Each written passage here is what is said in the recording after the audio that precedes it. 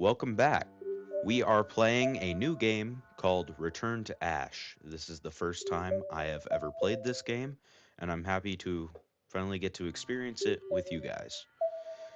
Before we begin, if you could like, comment, and subscribe, that would be amazing. Uh, yeah, let's get right into it.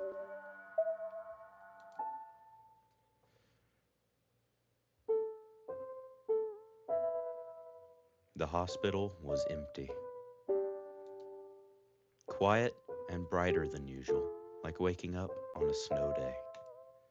But I didn't feel cold. I didn't feel much of anything. Weird.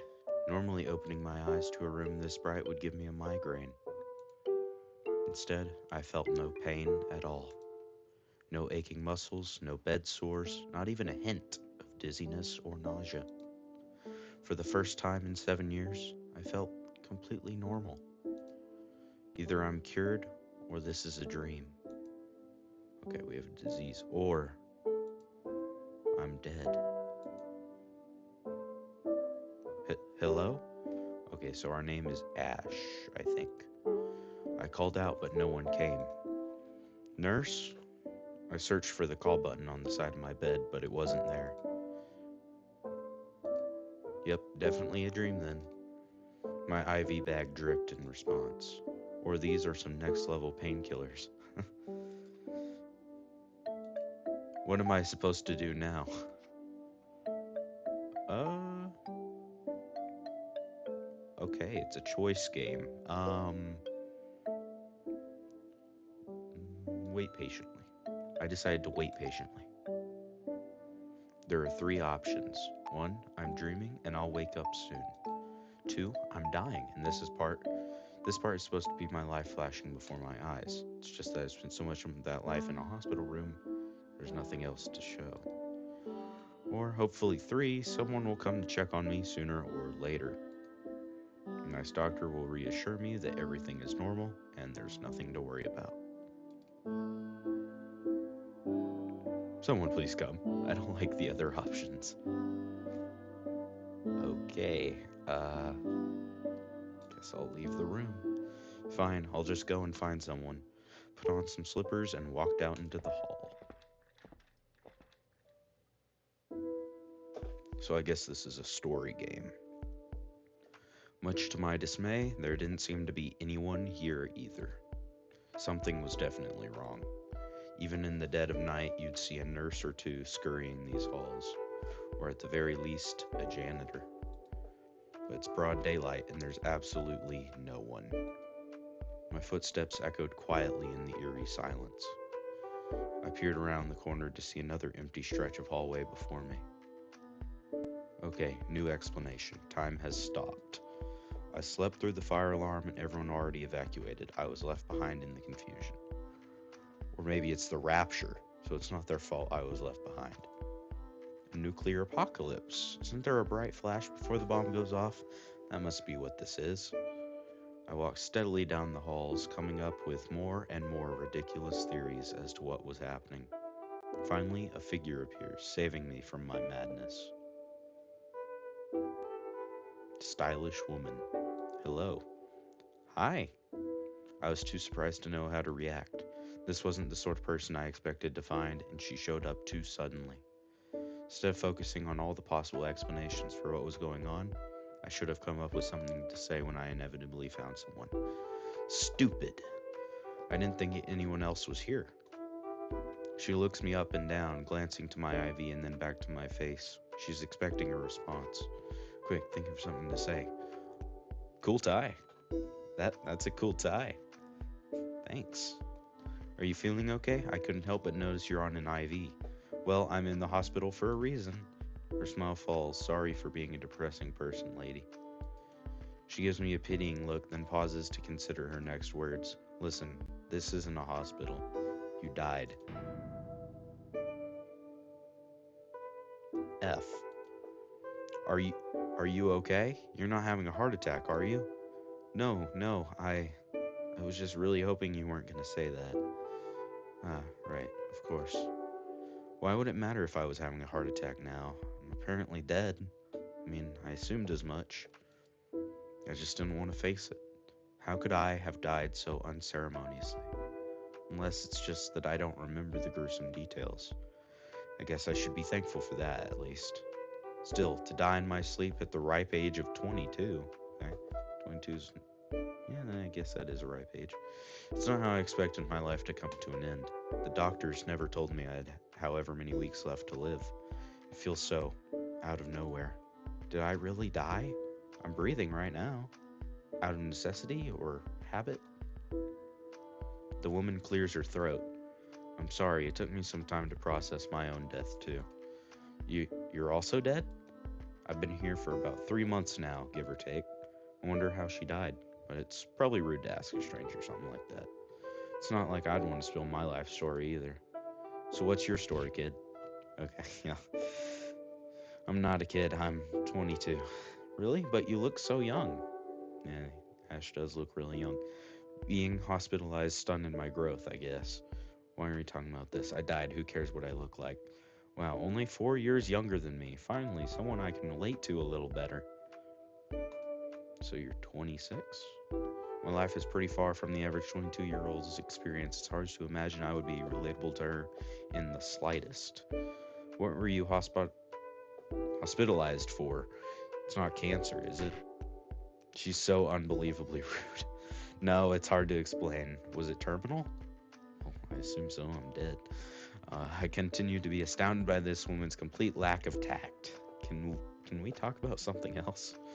Sorry, I'm asking because I wanted to discern what your goal might be. Goal? I'm dead. Surely there's no reason left to pursue any kind of goal. To my surprise, she laughs. This might be some kind of afterlife, but that doesn't mean we should give up on living. My name is Scarlet. I'm going to get my second shot at life, even if it kills me. Moving words for someone who's already dead. What about you? Do you want to go back? Mm,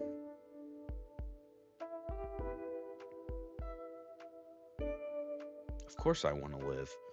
I'd rather not be dead, yeah. Good, that's what I like to hear. What's your name? It's Ashley, Ash for short. Alright, Ashley, walk with me. I'll tell you everything I know. She turned immediately with complete confidence that I would follow right after her. So I did.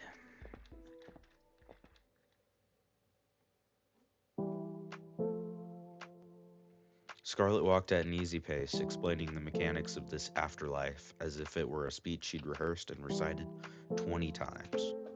And maybe she had. Clearly, I wasn't the first dead person she'd welcomed here. It was surreal, thinking about the situation I was in, but also how I had no trouble focusing on her explanation despite that. Usually, I feel so lost in a fog, but my mind is completely clear right now. Is this how my brain would function if I were healthy? Not that it matters anymore.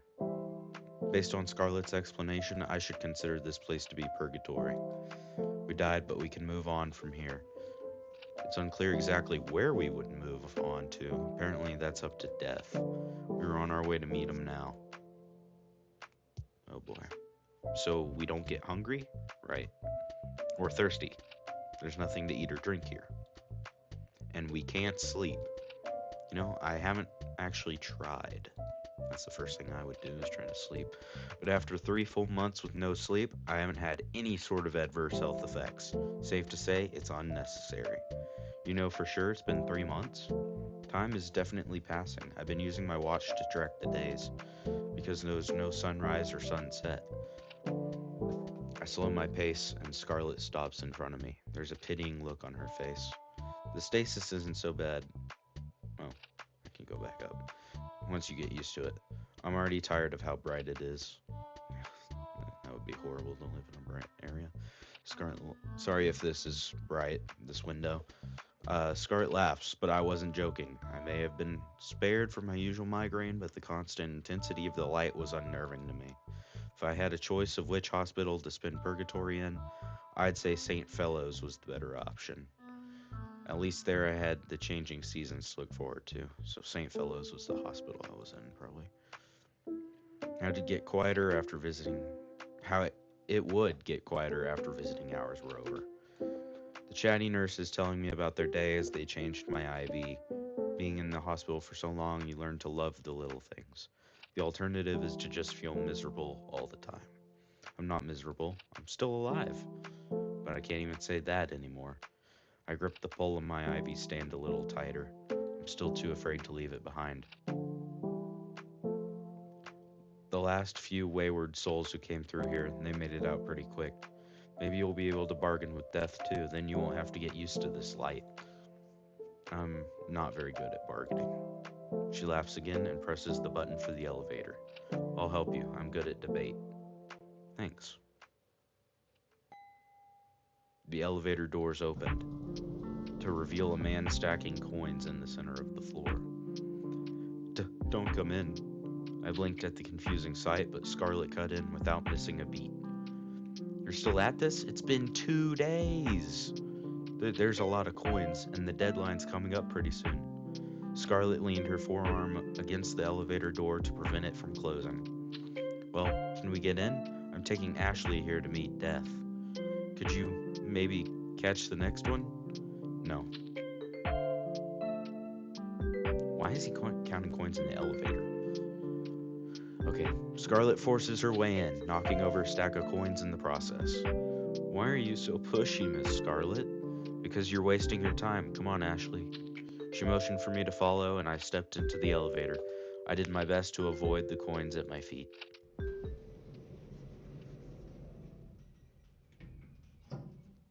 It was an awkward ride.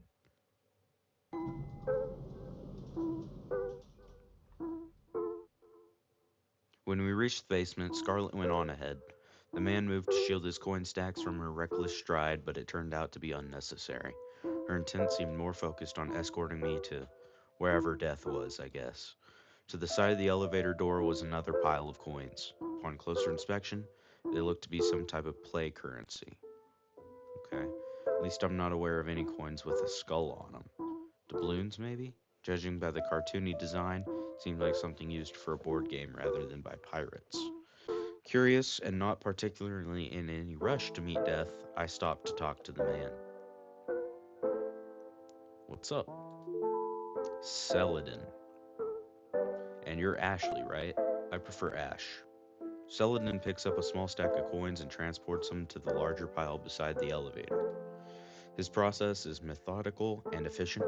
I can tell he really has been at this for 2 days. It's my trial, so I can revive. He shuffles back into the elevator to pick up the next stack of coins. Trial? Scarlet, clearly tired of waiting, returns to my side. Death told him he had 3 days to bring coins from the top floor to the basement, and if he reaches a certain amount, his soul will be released. They have to stay stacked like this. If a single coin faces tails up, it won't count. Ooh, that's rough. No, I don't mind. It's good exercise. Goes back for the next round of coins. Leave him, Ashley. He's done hundreds of these trials. Death isn't going to let him pass this time either. As Scarlet walks away again, the elevator doors begin to close. Celadon stumbles from his place to block him. The stack of coins he's holding wobbles dangerously, but he quickly steadies them and continues his work as if nothing had happened. I feel sorry for him.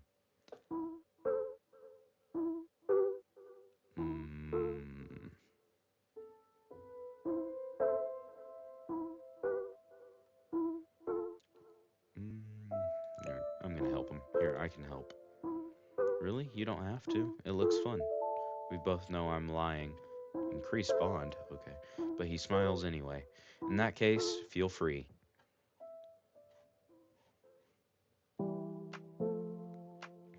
Clack, clack, clack. I carefully stack the coins that Scarlet scattered on the elevator floor, checking that each one is facing heads up. It's easy to get absorbed in the task, somewhat addictive even.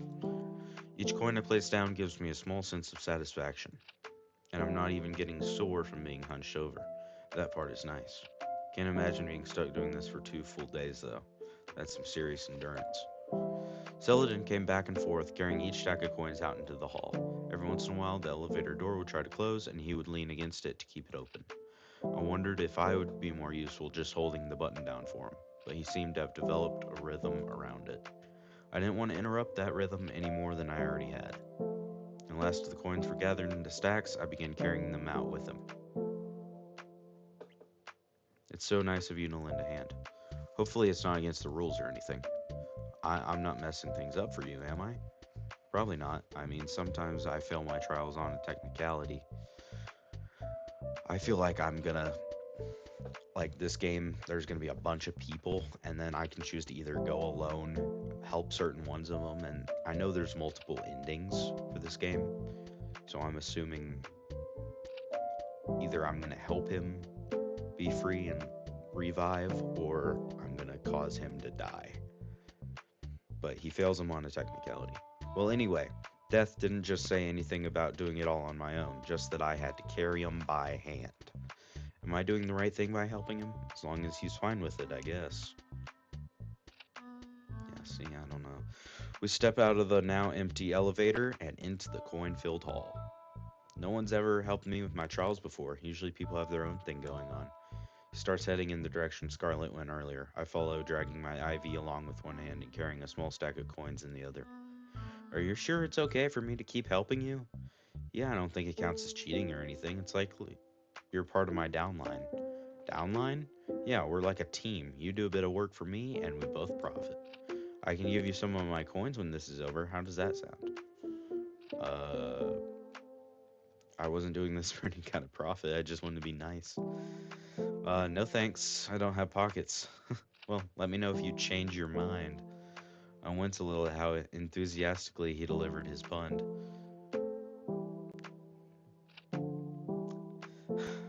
Finally, we reached the end of the hall. That's a lot of coins. The room we were transporting the coins to turned out to be a morgue. I could now see firsthand the result of his past 2 days of effort. Glancing around the room, I lock eyes with Scarlet. She shifts her gaze to Celadon, who is currently preoccupied lining up his stack of coins with the others. And then it suddenly clicks for me.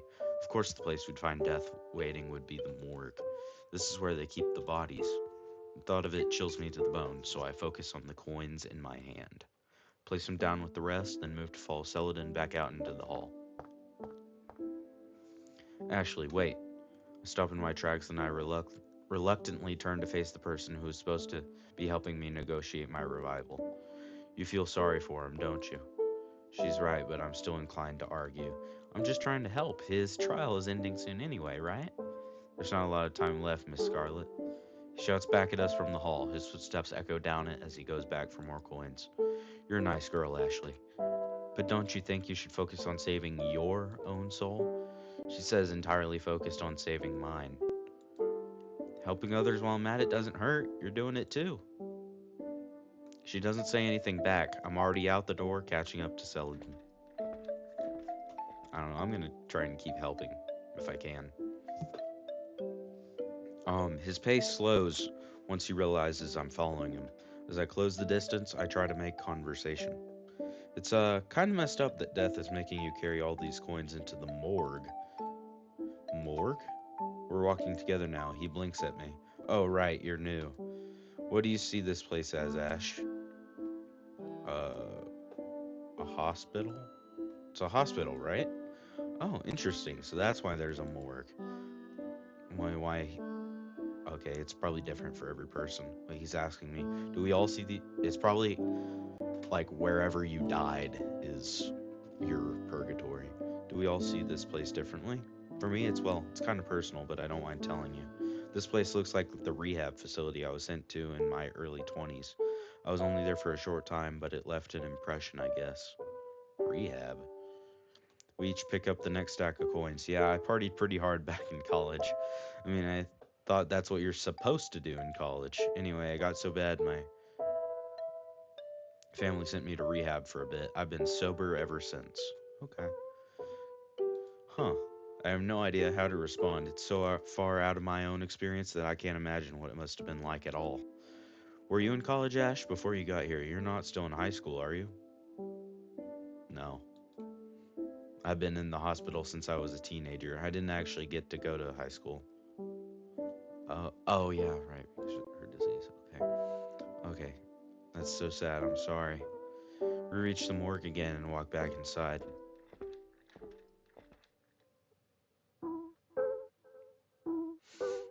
Scarlet doesn't bother us this time. Celadon and I place our coins down, ready to head back out for more. Before we leave, I reconsider this morgue.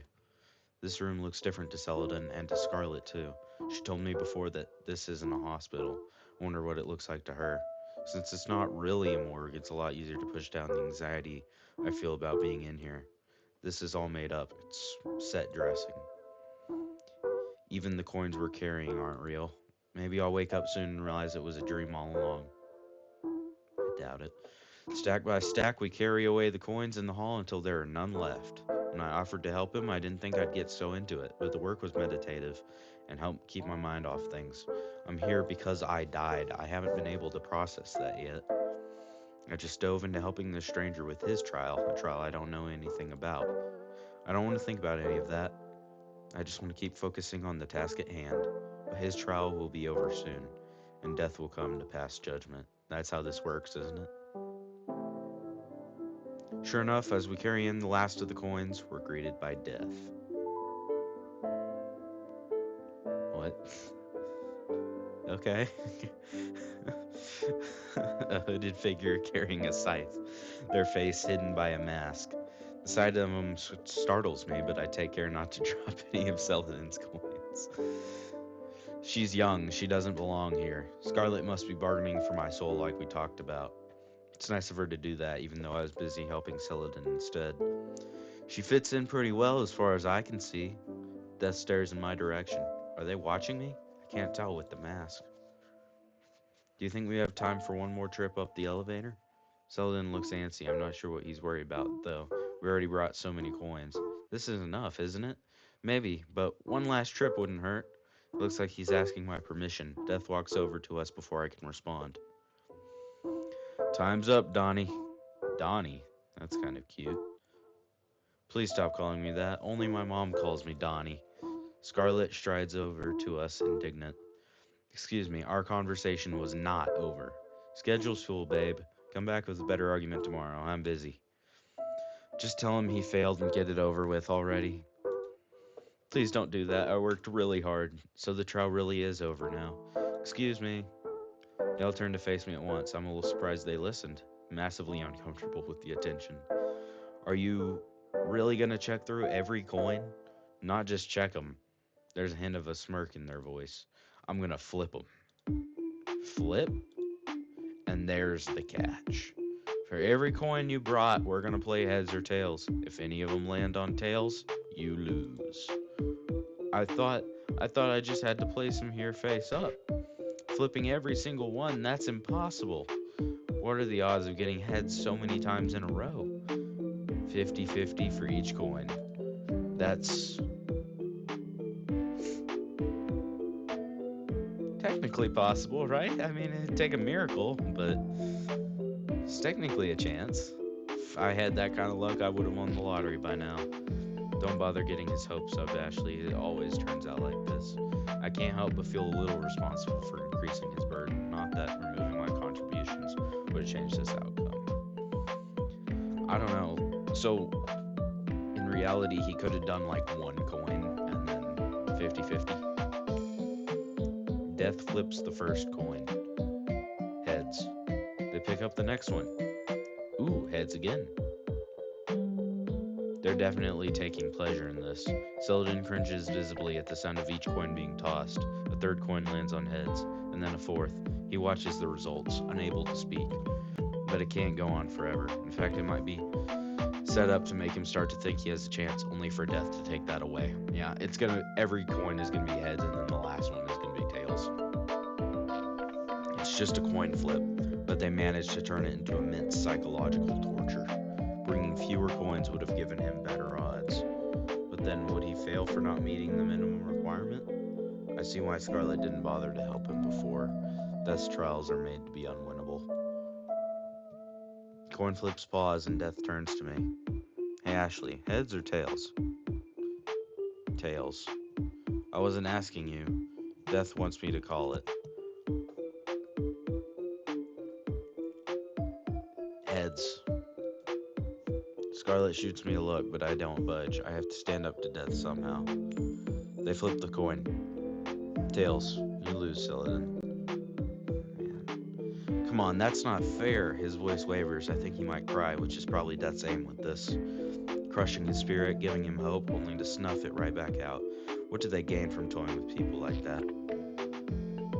Selden has done a lot of these, right? Can't stop myself from speaking up. The situation is too unfair. Yeah. So why can't you just release his soul already? He's tried pretty hard, right? He's got plenty of time. What do you mean? Death mounts their scythe like a witch on a broomstick. I barely know how to react as my eyes follow him. I can only think of how the ceiling is higher up than I realized. They drift to a stop, then grasp the handle on one of the metal doors. Am I about to see a corpse? It's not a real morgue, but there could still be actual bodies in there. Why hadn't I noticed that this room looks infinitely tall until now? The metal door swings open and a long drawer slides out. It's hard to tell from where I'm standing. It's probably a filing cabinet. But it seems to be lined with rows upon rows of hourglasses. His is in here. What are those? The countdown for every soul that comes here. Countdown? Why is this the first I'm hearing of a countdown? You never asked. Like you'd have told me. This is how long you have left to live. Sand in small hourglass falls steadily down, a human life measured in grains of sand. Nice try, we're already dead. Not quite. Selden stares at the ground, wringing his hands. What do you mean? Death descends again, Selden's hourglass in hand. Want to see what happens when I turn this over? Say it in a teasing voice like it's a game to them. This is someone's life. No, Selden says what we must all be thinking. But it's cool, check it out. When Death flips the hourglass over, we all expect the sand inside to reverse direction, but it doesn't. It continues falling upward, defying gravity. This is how long we have left to live, meaning we are still alive, and maybe because we're still alive, we have a chance to revive. Scarlet said she's been here for 3 months. How much time? Maybe like a coma. How much time does she have left? How much time do I have left? Scarlet lets out an incredulous huff. So you're just gonna torture him until his time runs out. Will you release him once it gets down to the wire, or let him die in the end? That's up to him. Unbelievable. We're still alive, even though this is the afterlife? Didn't Scarlet tell you? I look to Scarlet, but she's already stormed away. She taps her foot, facing away from us. This is the afterlife for souls who died a social death. What? Y'all ended up here because you're miserable losers. Okay.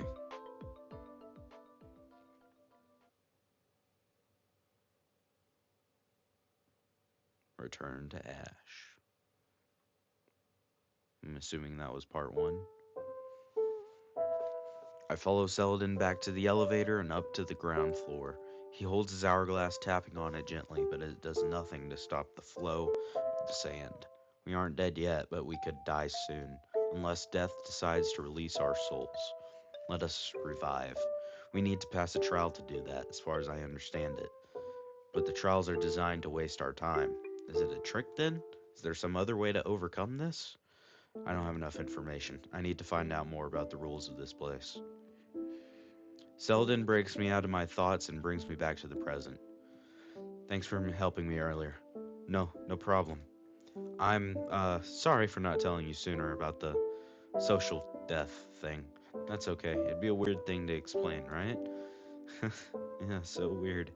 Since he was here before Scarlet, he must know a lot more about this place than she does. Maybe sticking with him was the right call. I can ask him all sorts of things. Is he the right person to talk to? Yeah, I'll stick with Selden. Selden is the nicest guy here. Yeah, he's not intimidating like the others. Hey, let's talk.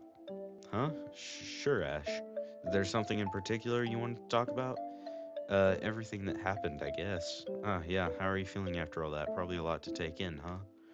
Death called us miserable losers. A little harsh, right? Yeah, I'm not really miserable, but they're right about me not having any friends. Well, I'll be your friend. You helped me out after all. I'm struck, and I got another increased bond. I'm struck by his warmth. He seems so genuine. Can I call you Donnie? Please, anything but that. We share a laugh and continue chatting. I tell him about myself, how most of my life has revolved around my illness, being hospitalized, how I hadn't had any visitors in over a year. Oh man, that must have been what marked my social death. My family, everyone, I was dead to them. Hurts to think about, so I changed the subject. What was your life like? How long have you been here? I'm not really sure how long it's been. Scarlett's the only one with the watch. It doesn't get dark. The days must really blend together, huh? It's probably been a few years. Could you ask Death to find out? They don't like me very much. He sits in one of the chairs, and I take the one beside him. My life before this was, I don't know. I ran my own business. I had a wife. I thought my family cared about me.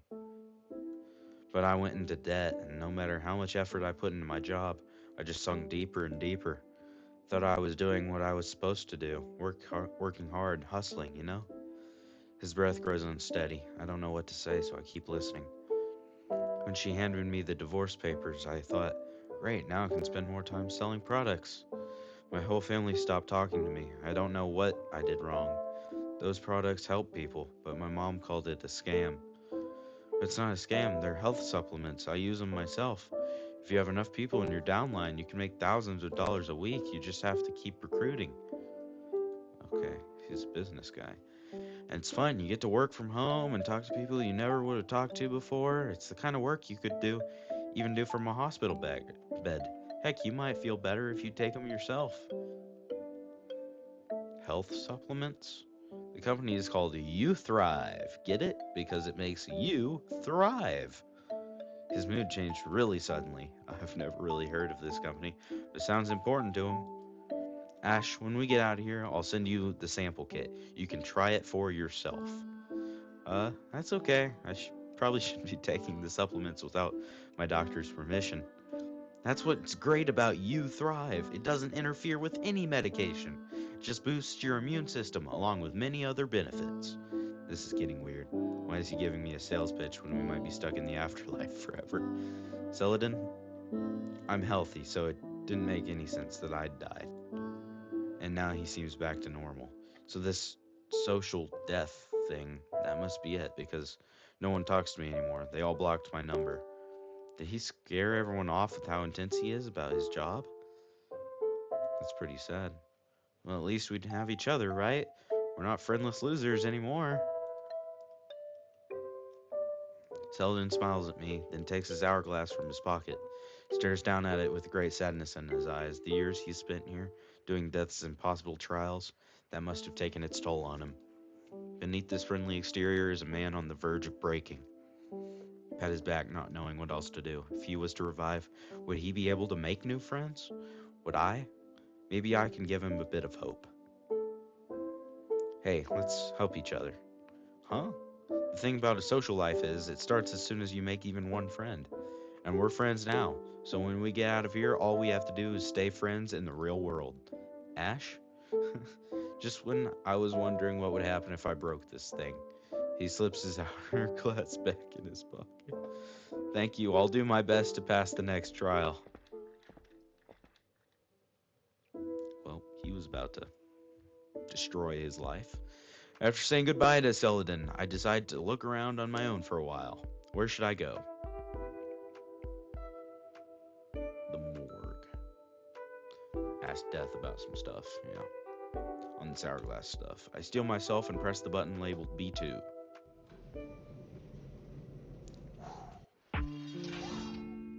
When the elevator doors open, Death's scythe drops in through the small gap like a guillotine. The blade sticks in the floor, set a couple inches deep. It takes me a moment to register what happened. Thank God I wasn't standing right there. Once the doors fully open, they jostle the handle and swing their weapon back over their shoulder casually. I've been expecting you. To kill me? Nah, wanna hang out? What? You're not gonna swing your scythe at me anymore? Don't be such a baby, follow me. I think I have a choice. Okay, what's gonna happen? Bond with Death?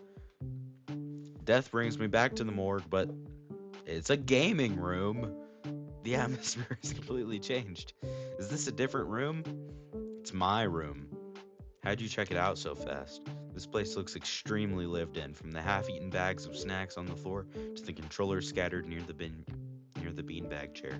That's awesome. Magic, don't worry about it. Right, I should know better than to ask, considering I've also seen them fly.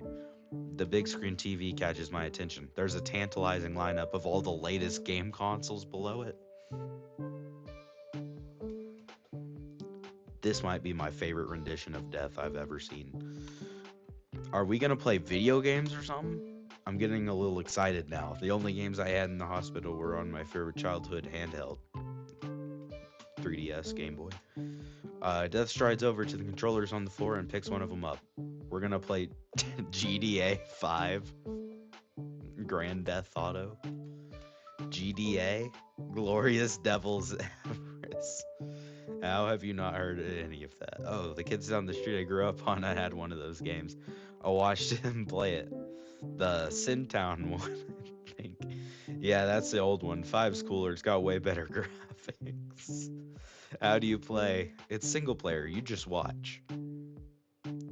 Wow, what fun. How long am I going to be stuck here hanging out with them?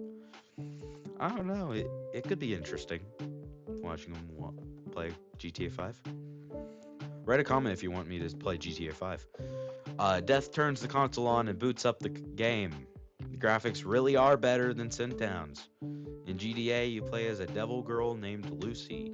She's like if Lucifer were a sexy lady. It's a raunchy game that appeals to edgy preteens and middle schoolers. In the case of my childhood friends, their parents didn't seem to understand the rating system and bought it out of ignorance. Wait, what?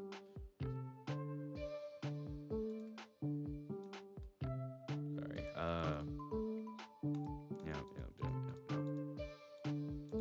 Sorry, I accidentally hit my mouse up. There's a main story mode, but I think most people play the game for the sandbox aspect. Yeah, it's GTA. You can pick up guns, steal cars, kill people. It takes place in hell, so I guess you're killing other sinners.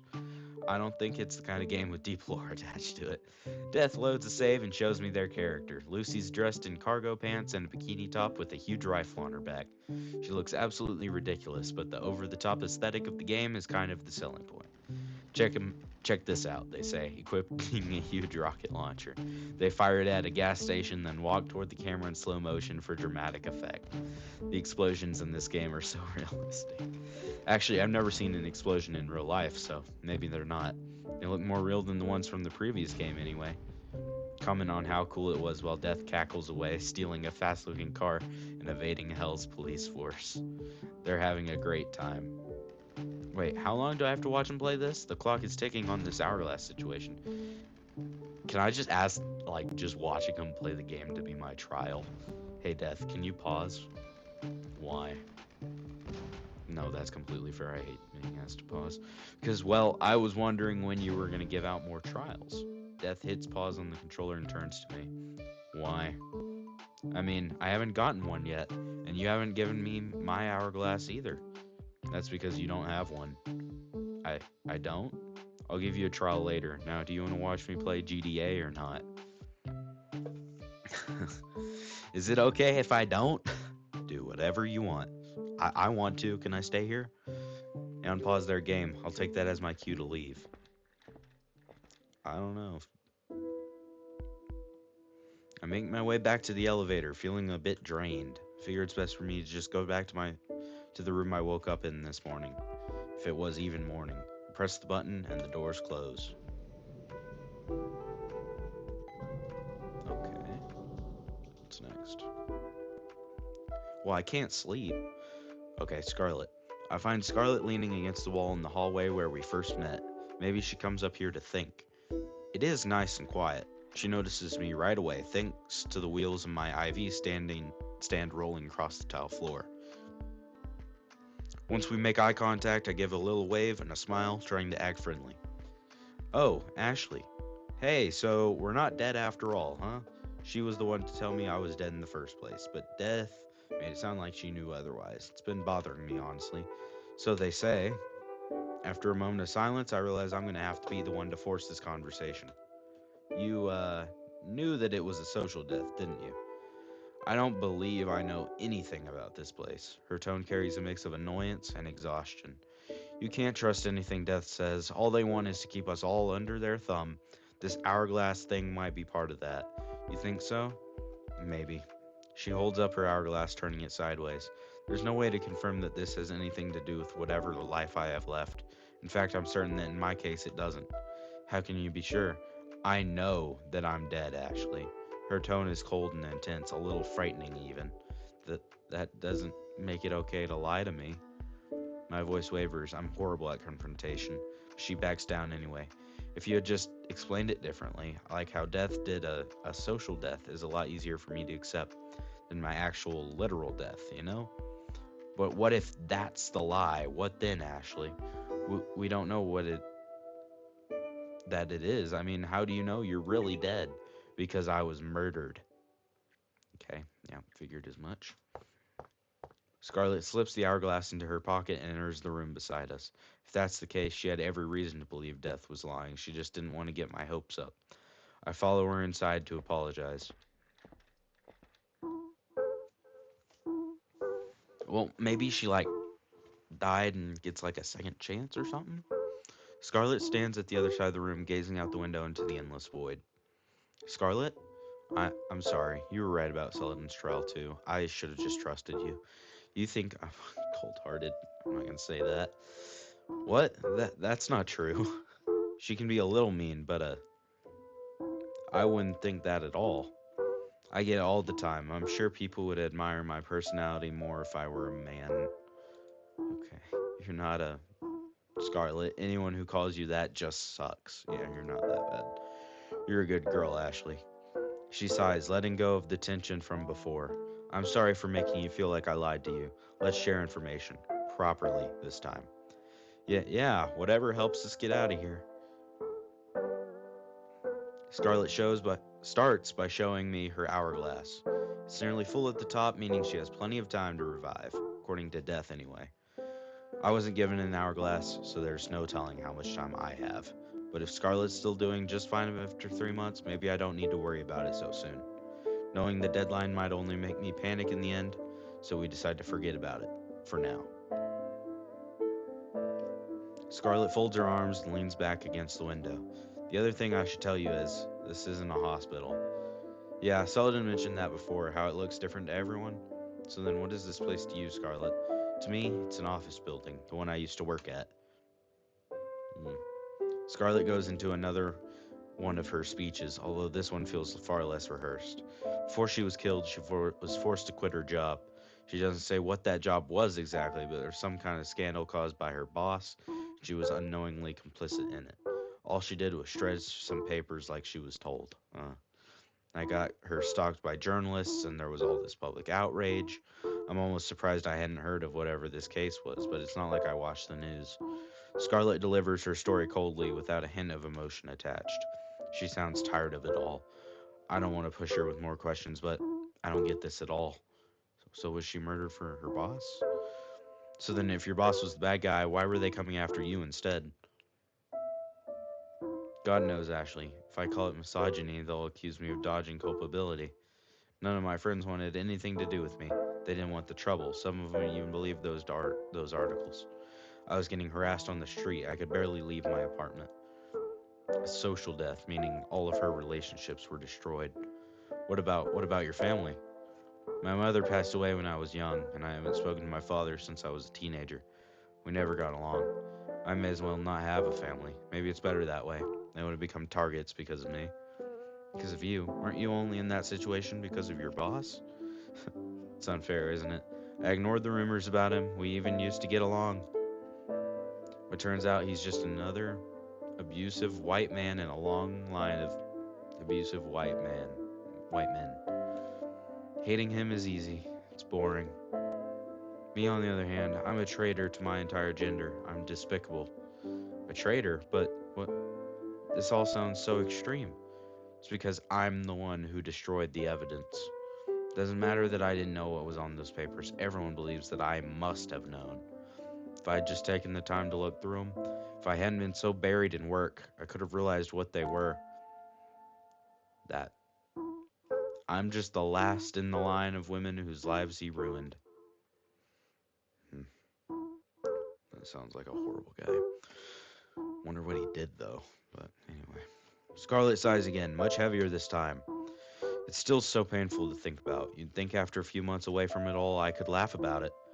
How could anyone laugh about any of that? It led to you getting killed, didn't it? Something like that. Huh? Her murder must have been related to this, right? I thought that's what she was trying to tell me. Anyway, I'd rather not dwell on it. When I revive, I'll be starting completely over. Starting over like a whole new life? That's the plan. There's no salvaging my old life. I'm fully dead. Yeah, I guess that's true. That doesn't have to mean the end of Scarlet, or maybe I can change my name to Rouge or something.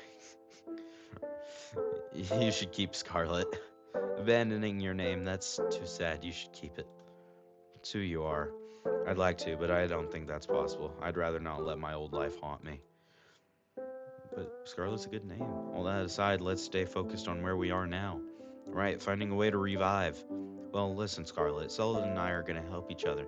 Maybe if we work together, we can beat death. Celadon, huh? You think that earnestly doing those trials is going to get you anywhere?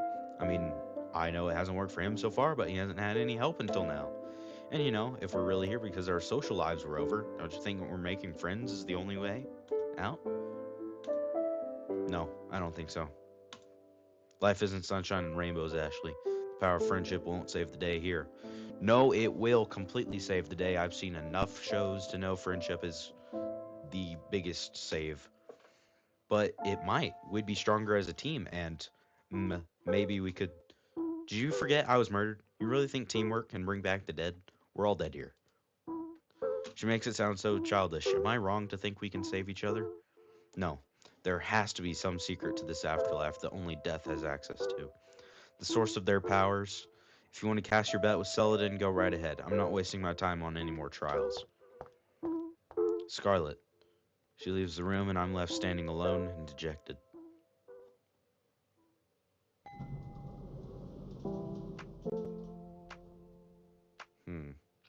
When I get back to the lobby, Celadon is sitting right where I left him. Oh, hey, Ash, did you have fun exploring the place? Yeah, I talked to the others.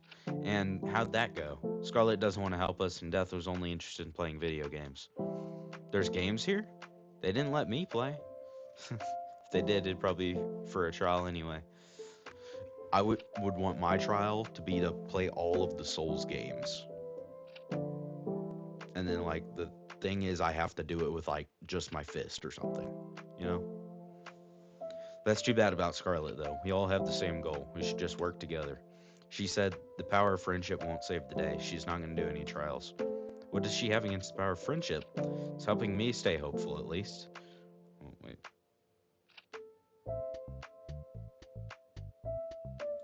Okay. Yeah, me too. A silence hangs between us for a moment. Celadon looks to the ceiling and sighs.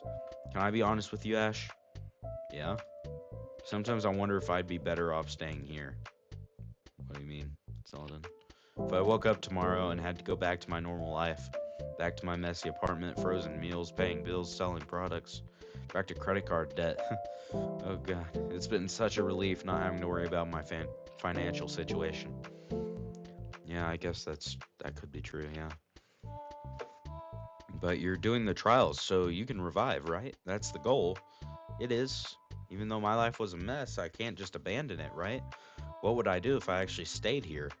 If he's really been here for years, that messy life he's talking about must feel so far away.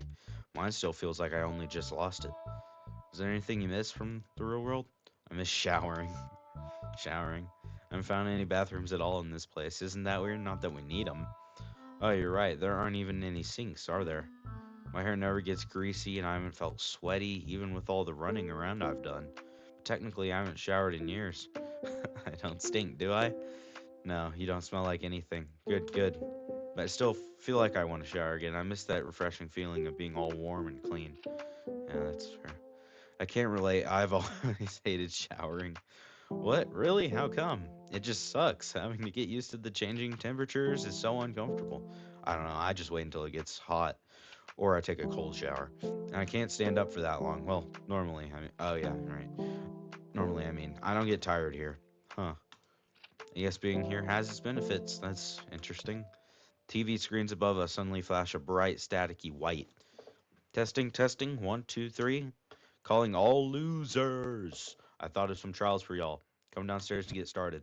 Screens switch off in unison, as abruptly as they turned on. Selden and I exchange looks. You ready? No, but we should probably go anyway. Return to Ash. Oh, return to Ash. Okay, that's clever. Anyway.